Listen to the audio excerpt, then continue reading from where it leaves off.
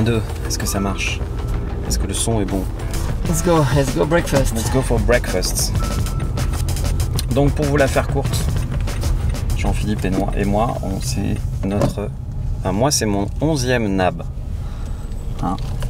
Oh, moi j'ai arrêté de compter. Toi t'as arrêté de compter. Ouais.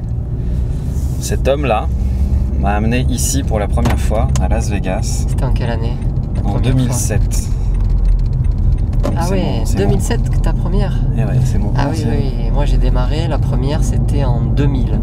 Ouais. C'était en 2000 puisque c'était l'année où justement il dévoilait FCP 1.0. Donc c'était 2000. Il fait chaud un peu, non? Ouais, je crois que si on peut ouvrir pour avoir du son, on peut au moins mettre la clim. Aujourd'hui j'ai mis mon t-shirt spécial dédicace. Collector. Collector, Automatic Duck. Seuls les initiés comprendront.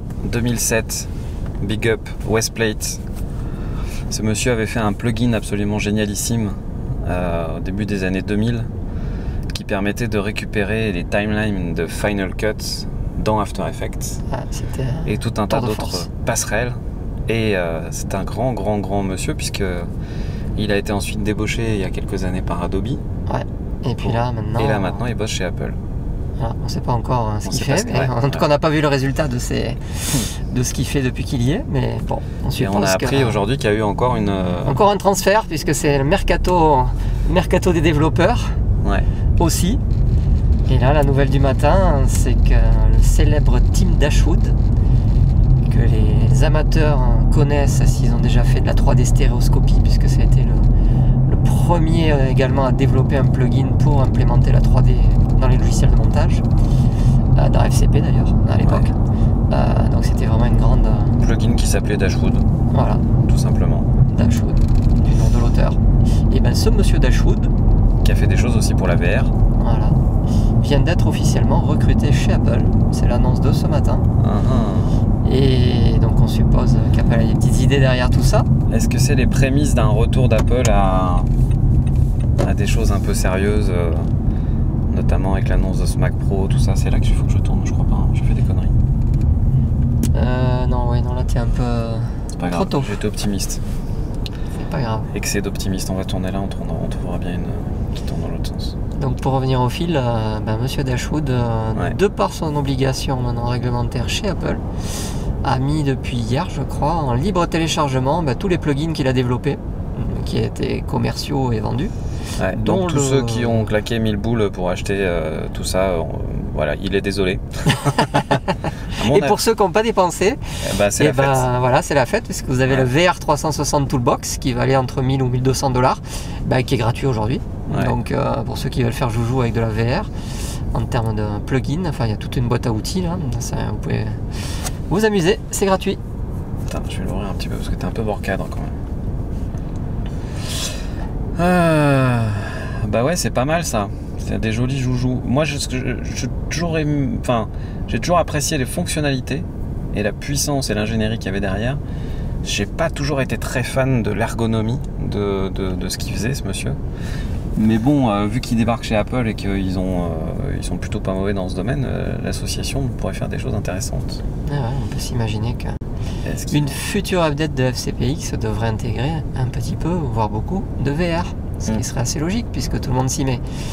Et que pour l'instant, ils n'y sont pas encore. Donc s'ils veulent rattraper Adobe, qui en est déjà une deuxième couche de VR, avec la mise à jour qui est sortie cette semaine, là, de la 2017.1, oui, il faudrait peut-être s'y mettre. Donc ils ont décidé d'y aller. Alors toi, t'as tout décortiqué. Moi, j'ai pas encore décortiqué les annonces Adobe, parce que ça, c'est la nouvelle mode, hein. On est au Navy, normalement, ils annoncent tout le lundi matin à 10h, mais là, depuis 2 ans maintenant, c'est la course à l'échalote, à celui qui dégaine le plus tôt. Et on assiste à des effets d'annonce chez tous les constructeurs, les éditeurs, voilà, c'est un peu du n'importe quoi. Et donc Adobe a présenté les nouveautés de la suite CC. Et j'ai vu qu'il y avait encore plus d'intégration et de machin, de trucs de bidule, qu'on va pouvoir prendre des outils d'un truc pour aller dans l'autre. Du Photoshop dans Premiere, mais est-ce qu'il y a du Premiere dans Photoshop? Il y a du Photoshop dans Premiere, il y a du After Effects dans Premiere et il y a du Audition dans Premiere. Donc là, clairement, On le savait, hein, c'était annoncé déjà depuis quelques années, mais Première devient vraiment la pierre angulaire qui permet de tout faire ou presque à 90% sans avoir besoin d'aller fignoler ou ouvrir les autres logiciels de la suite. Ça, on laissera ça aux spécialistes. Mais aujourd'hui, un monteur aura tous les outils pour monter, étalonner avec le moteur Lumetri totalement intégré dans Première. Et puis maintenant, avec cette nouveauté la 2017.1, il a un panel graphique qu'ils appellent le Motion Graphic Panel, qui permet d'avoir accès à des modèles d'animation After Effects avec un jeu de paramètres directement éditable dans Première, donc ce qui pour la plupart des cas sera suffisant, et ça permet d'avoir accès à un outil de titrage dynamique interactif aussi au travers de ce panneau graphique qui va un petit peu aussi faciliter tout ce qui est effet de titrage, et faire beaucoup plus rapidement, beaucoup plus simplement, et puis surtout sans sortir de son montage. En cours de montage, vous voulez rajouter un titre à tout moment, hop, un clic sur l'outil panneau graphique et c'est parti. Vous avez retrouvé les outils de Photoshop pour créer votre titre avec toute la stylisation à la Photoshop. Donc très pratique. Ça c'est cool. Très très pratique. Et est-ce qu'ils ont amélioré le module de sous-titrage? Je pense qu'il me semble également qu'il y a dans ce panel graphique il y a deux accès au nouveau module de titrage statique et titrage dynamique. Et il me semble qu'également il a subi une grosse mise à jour, l'outil de titrage justement. Parce que ça c'était un petit peu une tannée quoi, quand tu récupérais des sous-titres dans n'importe quel format, SRT, XML et j'en passe, et que tu devais appliquer un style sur l'ensemble de tes sous-titres. Waouh, mais là, fallait se lever de bonne heure quand même. Il semblerait qu'ils aient répondu à l'appel et que ça soit présent. Et la grosse aussi nouveauté en matière d'intégration, c'est le panel son qui reprend des outils très sophistiqués d'audition et qui va permettre directement dans sa timeline également d'améliorer tout de suite la partie dialogue, la partie musique, la partie son d'ambiance avec des plugins ultra sophistiqués et qui vont fonctionner de manière un peu automatique via une espèce de moteur d'intelligence artificielle qui va faire gros du boulot pour vous et qui va vous permettre, sans avoir à sortir là également de Première, de normaliser, d'ajuster, de faire en sorte que 80% du travail audio soit déjà réalisé sans sortir de Première. Et pour ceux qui sont vraiment ingénieurs du son, pourront évidemment ouvrir tout ça dans Audition, puisque là également le lien dynamique entre Première et Audition subit une énorme mise à jour et on va pouvoir récupérer intégralement sa timeline, tous ces effets, tout ce qu'on a commencé à faire au travers du panneau son dans Première va être directement récupérable dans Audition, et là les ingénieurs du son pourront s'en donner à cœur joie avec tous les nouveaux outils et les améliorations qui font de cette release d'Audition une très belle mise à jour. Donc oui, Adobe a pas apporté une révolution, mais a apporté des améliorations qui vraiment sont très très intéressantes, et toujours dans ce même esprit de pouvoir travailler plus vite avec l'outil principal qui est Adobe Premiere Pro. Ah merde, on a été trop loin, je crois que c'est derrière. Et voilà, on parle et on en oublie l'essentiel parce qu'on n'a pas déjeuné. Et donc on vous fait ça déjeuner. Le ventre vide, pas de café, pas de jus d'orange, rien. C'est pour ça en fait, tiens, je vais rentrer là. Parce qu'on est en mode Pancake Quest. Voilà, puisqu'on a décidé de goûter a priori les meilleurs pancakes du coin. Et donc Emmanuel a trouvé l'adresse. Je sais pas si c'est les meilleurs, mais en tous les cas on s'en approche. Donc dans la série des annonces anticipées également, hier c'était le Avid Connect, donc qui a démarré hier et qui se poursuit encore aujourd'hui, donc toute une série de conférences où Avid lance ses pré-annonces. On en retiendra quelques-unes, on va pas rentrer dans le détail parce qu'on est rentré dans l'ère de je te fais des annonces et je te fais des pré-annonces en fait. Voilà, exactement. Et bientôt il y aura des pré-annonces, mais est-ce qu'il va y avoir des post-annonces? Parce que c'est ce qui m'intéresse. Ces post-annonces qui corrigent les pré-annonces, peut-être ils ont annoncé quand ils ont dit des conneries. Voilà. Blackmagic ils font déjà des post-annonces. On avait dit qu'on faisait ça, mais finalement on va pas le faire, tu sais.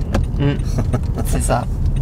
Donc chez Avid, dans les choses à retenir, Ils avaient déjà fait ça pour Pro Tools avec un Pro Tools First, donc une version allégée, gratuite pour les étudiants et ceux qui veulent commencer à faire joujou avec les outils de mixage. Et cette fois, c'est Media Composer qui passe au gratuit.